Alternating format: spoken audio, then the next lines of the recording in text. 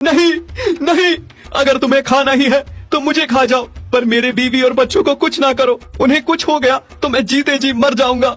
जंगल में एक अनोखी नाम की गाय रहती थी जो गर्भवती थी। उसका एक साथी बैल जिसका नाम धर्म था। दोनों आपस में बहुत प्यार करते थे। सबका एक झुंड था।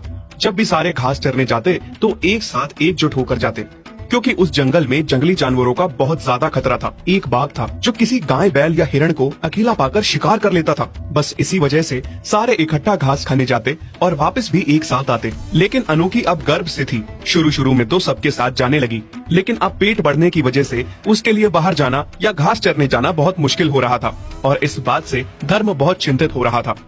अनोखी, मुझे तुम्हारी बहुत चिंता हो रही है। अब तुम घास चरने सबके साथ नहीं जा पा रही हो, क्योंकि सब जल्दी जल्दी चलते हैं, जिस वजह से तुम अकेली पीछे रह जाती हो।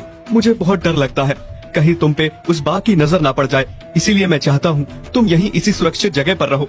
मैं तुम्हारे लिए खाने के लिए समय समय पर हरी हरी और पौष्टिक घास लाऊंगा, जिससे हमारा बच्चा स्वस्थ पैदा होगा। पर धर्म, मैं अकेले पूरा दिन यहाँ कैसे रहूँगी? अगर तुम भी चले गए तो?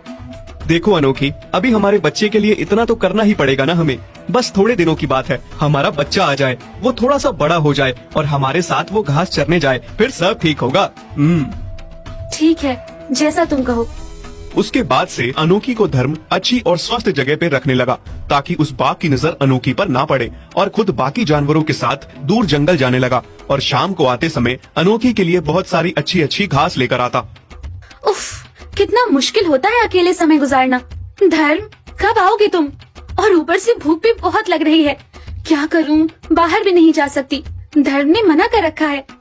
तभी धर्म अनोखी के लिए घास लेकर आ जाता है। उसे देख अनोखी बहुत खुश हो जाती है। आ गए धर्म तुम, शुक्र है, मुझे बहुत भूख भी लग रही थी। हाँ, मुझे पता है, तभी तो मैं आ गया। अब जल्दी से खा लो। अनोखी जल्दी से घास खा लेती है। फिर थोड़े दिनों में अनोखी एक प्यारे से बछड़े को जन्म देती है, जिसका नाम दोनों मिलकर चुलबुल रखते हैं।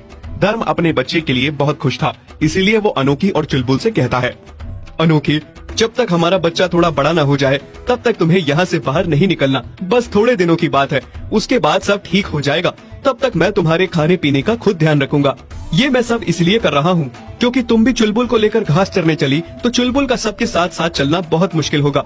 वो अभी बहुत छोटा है, सबके मुकाबले तेजी से नहीं चल पाएगा। मैं नहीं चाहता उस पे उस दुष्ट बाघ की नजर पड़े। अनोखी धर्म की बात मान के घर पे ही रुकती है, और धर्म रोज की ही तरह खुद दिन में कम चारा खाता और शाम को अनोखी के लिए खूब सारा चारा लेकर जाता। अनोखी अब पहले की तरह घर पे अकेली नहीं होती, उसके साथ उसका बच्चा भी था। इसीलिए पूरा दिन बच्चे के साथ व्यस्त रहती, उसी की देखभाल करती और दूध पिलाती। ऐसे ही